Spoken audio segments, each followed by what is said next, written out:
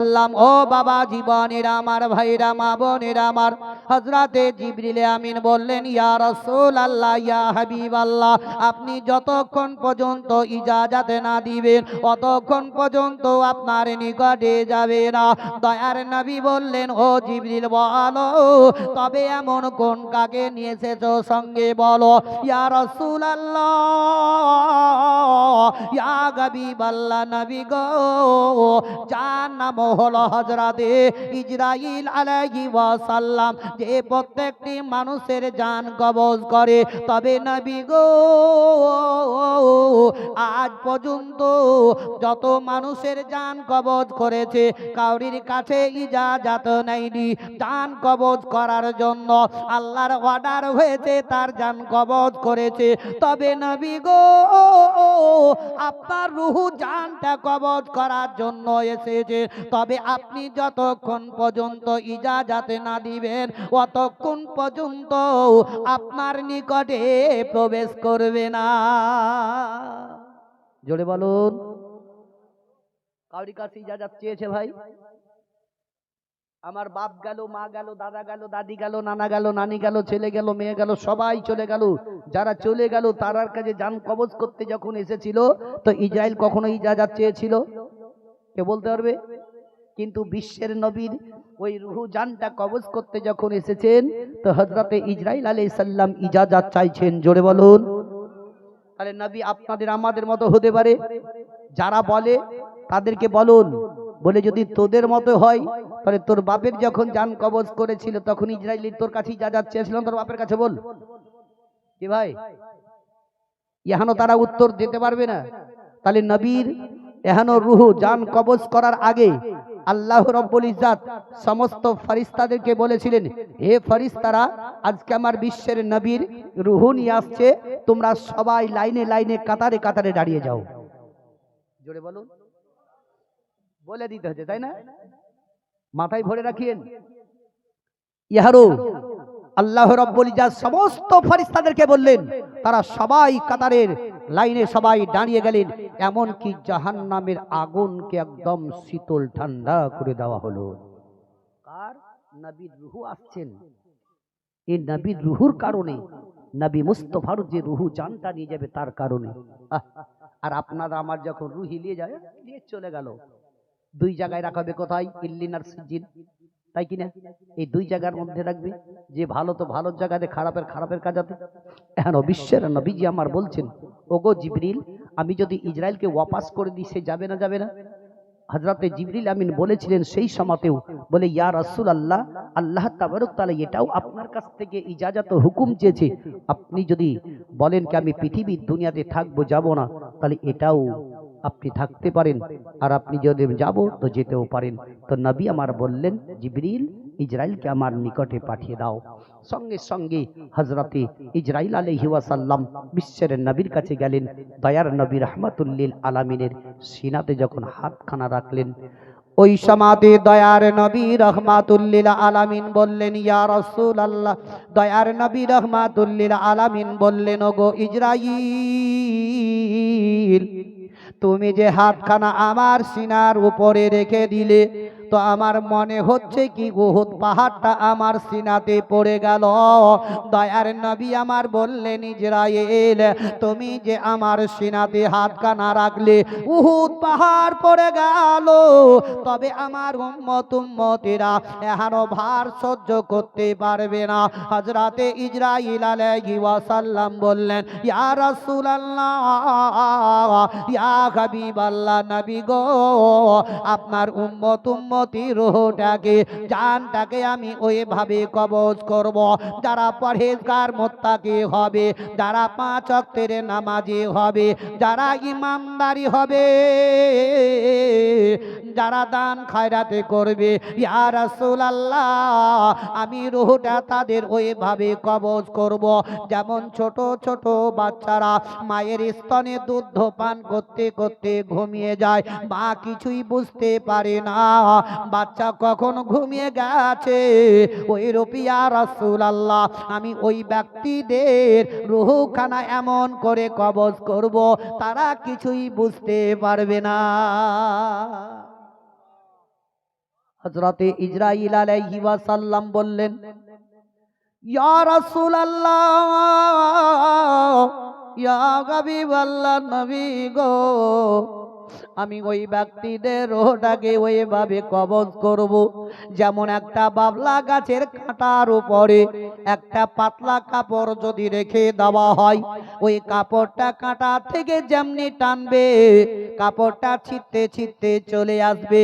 আমি ইসরাঈল, যারা আল্লাহ আল্লাহ রাসূলকে চিনে না, যারা নবীর প্রতি মহব্বত ভালোবাসা রাখে না, যারা মসজিদ মাদ্রাসা চিনে না, যারা আলেমদের শ্রদ্ধা করে না, তাদের রূহটাকে আমি ওইভাবে কবজ করব যেমন ওই বাবলা গাছের কাঁটার থেকে কাপড় টানতে গেলে কাপড়টা ছিটতে ছিটতে চলে আসে, ওইরূপ আমি তার রূহটাকে ওই কাপড় টানা করে টানবো। তখন কাউরির পা দুটো বেঁকা হয়ে যাবে, কাউরির হাত দুটো বেঁকা হবে, কাউরির মুখ হা হয়ে থাকবে, কাউরির চোখ দাঁড়িয়ে থাকবে, কেউ পেশাব পায়খানা করে দিবে। ইয়া রাসূলুল্লাহ, তখন সেই ব্যক্তি আপন বুঝতে পারবে। তাই এরকম হয়েছে না, হয় না? কারণ মানুষের, অনেক মানুষের দেখবে হাত পা বেঁকা হয়ে যায়, মুখ হা হয়ে থেকে যায়। এই ভাইরা বাপজিরা আমার, আজকে পরিবর্তন হন, আখিরাতকে চিন্তা করুন, জাহান্নামের আগুনকে স্মরণ করুন, কবরকে ইয়াদ করুন। আজ যদি আমরা প্রত্যেকটা মানুষ হাদিস ও কোরআনের দিকে লক্ষ্য করে যদি চলতে পারি, তবে আমরা ইহকাল পরকালেও লাভবান হয়ে যাব। কিন্তু ভাই, এখনো বিশ্বের নবী রহমাতুল্লিল আলামিন, দয়ার নবী রহমাতুল্লিল যখন বললেন, ইসরাইল অতি তাড়াতাড়ি আমার রুহু জানটা বের করে নাও, তাই বলে, দয়ার নবী গো, কেন গেলেন দুনিয়া ছাড়িয়া, দয়ালে রাসূল গো,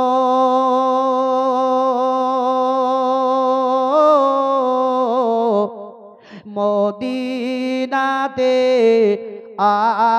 আছেন জাগিয়া, ও নবী তোমার নামে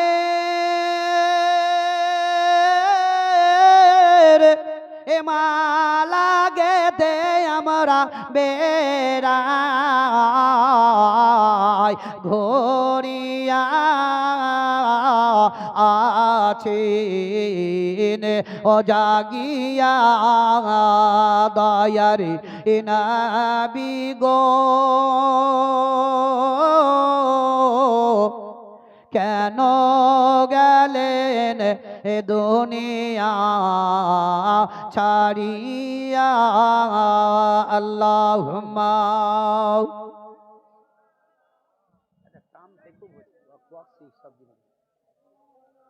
মাইকমান ভাই একটু সাউন্ড বাড়া হতো। ওয়া আলা আলে সাইয়্যিদিনা মুহাম্মদ সাল্লাল্লাহু আলাইহি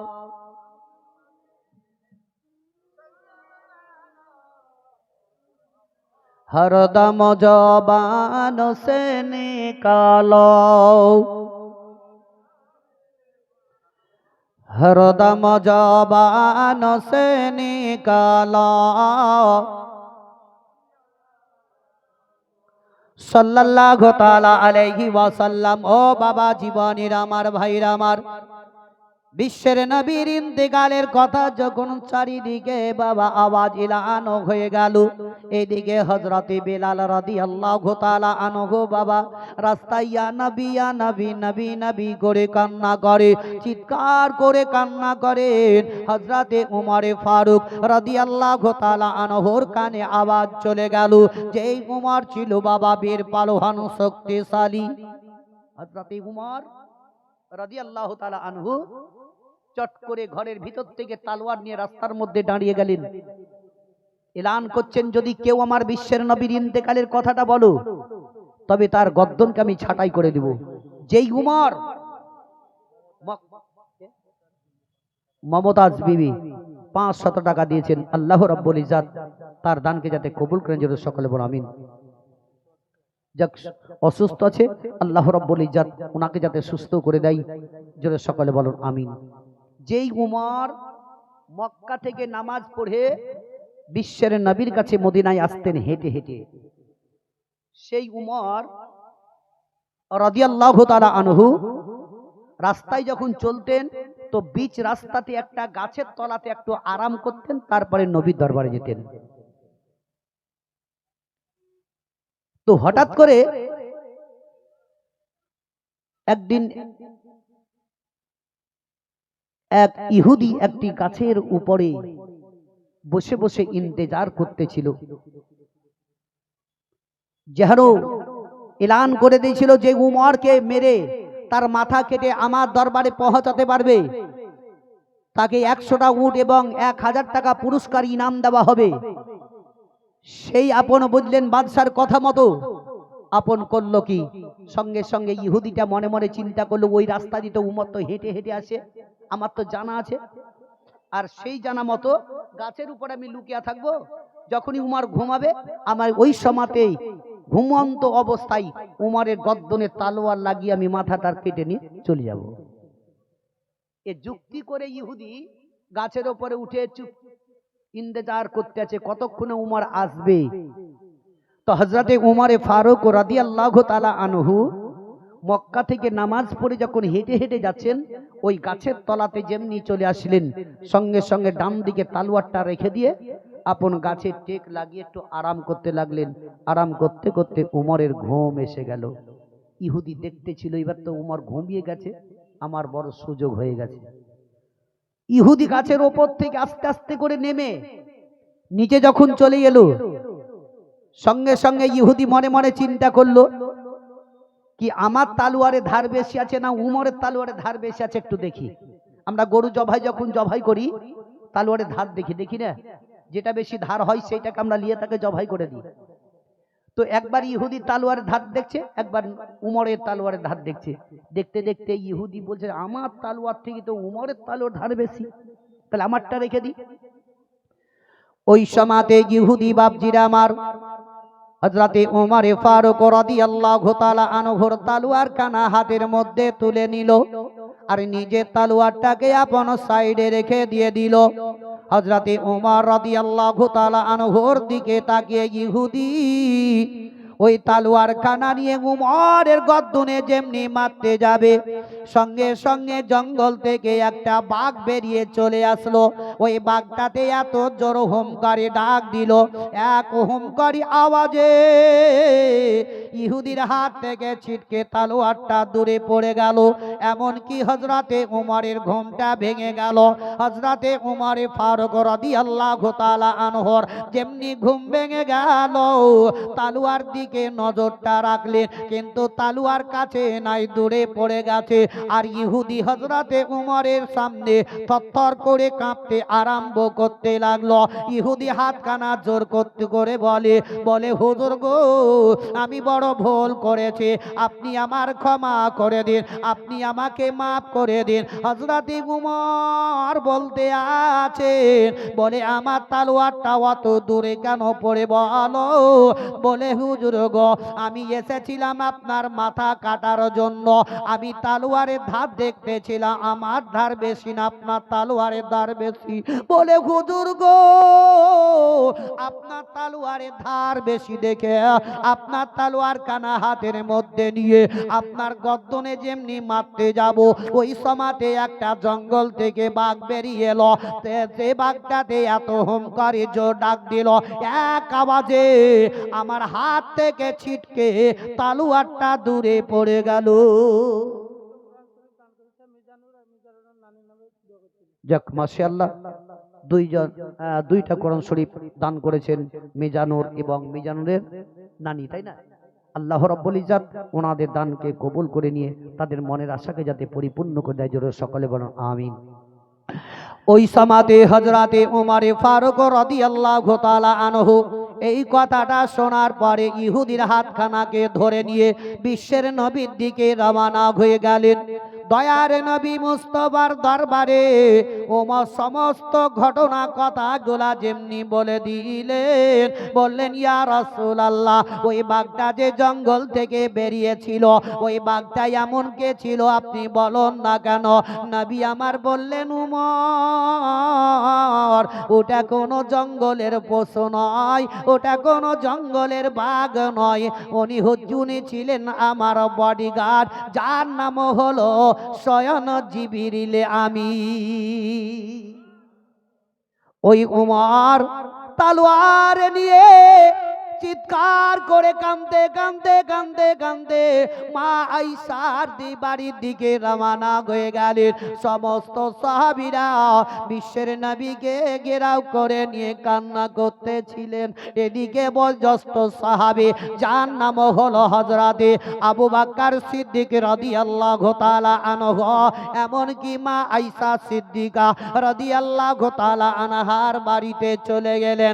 দেখছেন তো সমস্ত সাহাবীরা সবাই বিশ্বের নবীর দিকে লক্ষ্য করে তারা আপন কান্না করতেছিলেন। হযরতে আবু বকর সিদ্দিক রাদিয়াল্লাহু তাআলা আনহু দয়ার নবীর সিতানে বসে গেলেন, মাথার নিকটে বসে গেলেন। দয়ার নবীকে পুরোপুরি কাপড় দিয়ে ঢেকে রেখেছিলেন। এখন আবু বকর সিদ্দিক বললেন, ইয়া রাসূলুল্লাহ, ইয়া হাবিবাল্লাহ, নবী গো, আমি আবু বকর আজকে আমি একা সঙ্গী খারাপ হয়ে গেলাম। ইয়া রাসূলুল্লাহ, আমি আবু বকর বদরের যুদ্ধের ময়দানে আপনার সঙ্গে আমি আবু বকর ছিলাম, উহুদের যুদ্ধের ময়দানে আমি আবু বকর আপনার সঙ্গে ছিলাম। ইয়া রাসূলুল্লাহ, মক্কা থেকে হিজরত করে মদিনার রাস্তায় চলতে আমি আবু বকর আপনার সঙ্গে ছিলাম, উঠতে বসতে চলতে ফিরতে সর্বদাই আপনার নিকটে।